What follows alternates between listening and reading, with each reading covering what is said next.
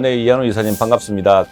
요즘 뭐 국회에 대해서도 시민사회에서 걱정이 많습니다만 또 여기서 보면 우리 시민사회도 걱정이 참 많아 보입니다. 특히나 너무 양극으로 지금 갈려져 있는 것 아닌가. 그리고 이 시민사회의 어떤 그런 신뢰랄까 이런 것들이 좀 붕괴되고 있는 거 아니냐. 이런 것들에 대한 걱정이 많습니다. 실제로 어떻습니까? 그렇죠. 근데 사실 이제 저는 그 개념이 시민사회라는 개념을 자꾸 쓰고 있는데 사실은 시민운동이라고 하는 네, 게 네. 맞고 사실은 이제 시민사회라고 하는 거는 사실 이해관계를 다투는 영역 아니에요. 네, 그 자체. 근데 우리는 사실은 그 시민운동 자체를 너무나 명분, 네, 그리고 정의, 독점, 이거를 가지고서 이제 이게 해오다가 지난 30년이죠. 우리한테 소위 이제 시민사회 안에 있었던 시민운동이라는 게 80년대 말부터 이제 시작이 돼서 지금까지 대략 30년을 돌이켜보면 씁쓸하게도 사실 시민운동의 소멸 과정이었던 것 같아요.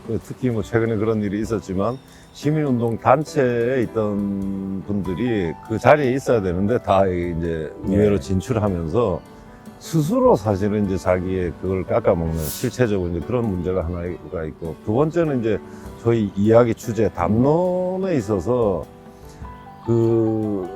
초기에는 보면은 굉장히 그 인권이라든가 그 보편적이고 선도적인 우리 사회를 끌어가는 이제 이슈를 가지고서 운동을 했던 데 반해서 이게 점점 그 시민 운동가들의 직업화?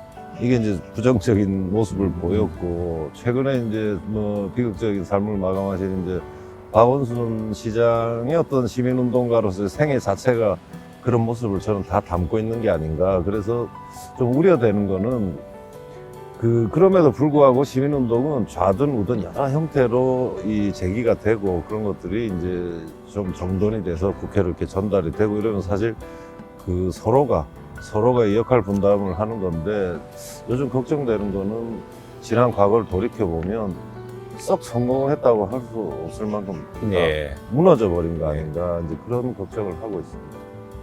시민운동의 이제 권력화, 또 그렇죠. 시민운동의 권력화를 통해서 이게 극단화되기도 하고 또 그 시민의 신뢰를 또 잃기도 하고, 그렇죠. 그런 과정에서 이제 소셜미디어를 통한 또 이런 그 여론 형성 과정이 어떤 정론이라기보다는 극단적인 이념이나 또는 진영 간의 어떤 편가르기로 가는 양상들, 이것도 또 많이 걱정되는데. 그건 이제 새로운 양상이죠. 예, 그래서 특히 요즘 이제 그런 걸 보면 결국은 우리 시민운동이라는 게 사회 전체 국민 통합에 기여하는 방식이 돼야 되는데 이제 분열적인 형태를 이미 조금 보였고, 지금 지적하신 대로 이 소셜미디어의 순기능도 있고 분명히 이제 역기능이 있을 텐데, 순기능 쪽보다는 역기능 쪽이 많이 이제 우리 사회에서 좀 드러나는 게 아닌가. 그리고 그게 이제 특수 정당의 어떤 특정 세력하고 이렇게 연결이 되면서 그 정치 전체도 좀 이렇게 그 바른 정치를 좀 위협한다 할까, 그런 현상이 좀 우리 사회에 걱정스러운 면인 것 같습니다. 우리 이사님은 역사에 대해서도 저희가 기쁘시고 예. 특히 조선시대의 여러 실록들도 많이 보시고 하셨는데, 예. 우리 역사에서도 사실은 우리 사회에 한편으로는 우리 사림이랄까, 그렇죠. 이 조야가 있지 않습니까? 네. 예, 조정이 있고 또 제야가 있어서 제야에서 여러 가지 정론을 만들기도 하고 또 분열된 뭐 조정을 바로 잡기도 하고 뭐 이런 어떤 그런 순기능이 있는 데 반해서 지금 보면서 조선시대의 어떤 실패랄까 뭐 성공이랄까 뭐 이런 것과 대비해보면 어떨까요? 그래서 이제 조선시대를 저는 이제 크게 전기, 그다음 중후기 한 덩어리, 그다음 전기 이렇게 보는데, 실록을 보면 그러니까 조선 전기는 비교적 공론이 있었습니다. 네. 진짜 국가 공론이라는 게 존재를 했기 때문에 괜찮았고, 지금 얘기하신 것처럼 이제 제야에 남아있던 살인들이 이제 오히려 그 선조 때부터 권력을 잡기 시작했고, 이제 인조 반정으로 완전히 이제 중앙 권력까지 장악을 하게 된 건데, 그렇게 된 거와 이 소위 말해서 우리가 학교에서 배운 당쟁이 발생하는 게 같이 일어나요. 더 격화가 됩니다. 그러니까 당쟁이라는 것이 그것도 물론 순기능이 있지만, 이게 굉장히 조선시대 당쟁을 보면 요즘 진짜 내로남불하고 거의 똑같거든요. 이제 이렇게 되면 뭐냐면 공이라고 하는 거, 공적인 어떤 담론이라는 게 설 자리를 잃어버립니다. 그러면 아무리 저쪽 편이면 아무리 옳은 얘기를 해도 받아들이지 예, 않고 예. 자기 편은 아무리 잘못된 얘기라도 이제 무조건 옹호하는 게 예. 사실은 이 조선 중후기야 저는 그 해습이었는데 최근에 좀 그런 모습이 이게 아하. 되는 것 같아서 좀 걱정스럽고 그 우리한테 사실 그런 DNA가 있나 이런 걱정을 예. 할 정도로 물론 저는 아니라고 예, 예. 믿습니다만은 그럴 정도로 지금 좀 안 좋은 모습이 지금 재현되는 게 아닌가 그런 생각을 하고 있습니다. 맞습니다. 보니까 실제로 들어보니까 우리 시민사회 역시 이제 민주화가 이루어지면서 시민사회 그 공론 형성 기능 네. 또 거기에는 시민운동가들이 있었고 이렇게 그렇죠. 왔는데 이 조선 후기에 이른바 사림이 권력화되면서 그렇죠. 지금 역시도 많은 그 이른바 제야의 시민운동가들이 권력화되면서 무슨 그 모금을 통한 비리도 생기고 그렇죠. 또 생각지도 않았던 그런 그 성폭력의 문제까지도 그렇죠, 그렇죠. 비화되고 하는 그런 양상들이 참 닮았는 역사가 이게 되풀이되면 안 되는데 저는 많이 예. 되풀이되는 것 같아서 걱정스럽습니다. 우리가 그런 데서도 좀 배워볼 만한 게 될 것 예, 같습니다. 맞습니다. 어떻게 하면 이 시민사회를 다시 건강하게 세울 수 있을 것이냐 예. 이런 것들을 많이 함께 연구해야겠습니다. 예, 맞습니다. 뭐 우리 저기 경제사회연구원도 사실 그런 데 기여하기 위해서 저도 기꺼이 참여했고 또 그런 일들을 이미 이제 막 하고 있어서 작지만 희망을 보고 있습니다. 예.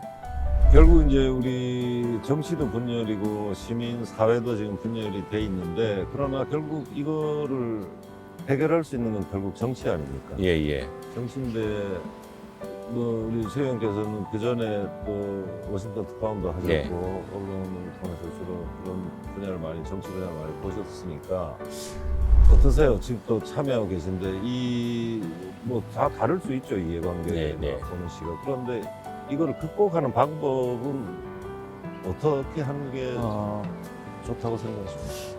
제가 한번 칼럼에 여러 번 쓰기도 했는데 지금 우리 상황이 마치 70년대 미국 우리 영화를 보시면은 그톰 행스 나왔던 그런 예. 영화 보면은 반전 시위가 그렇죠. 링컨 미모리얼 광장 그 백악관 앞에 큰 그 광장을 채우고 또 사실은 그 광장 정도가 아니라 우리 광화문에서 한때 봤듯이 워싱턴 시내 전체를 도심을 다 점령을 합니다. 네. 그런 반전 시위대 또 전쟁을 둘러싼 극단적인 어떤 히피들이 등장하고 그러면서 기존 가치에 대한 그 저항 이런 것들이 이제 등장하는데 미국 사회가 굉장히 극심한 혼란을 겪습니다.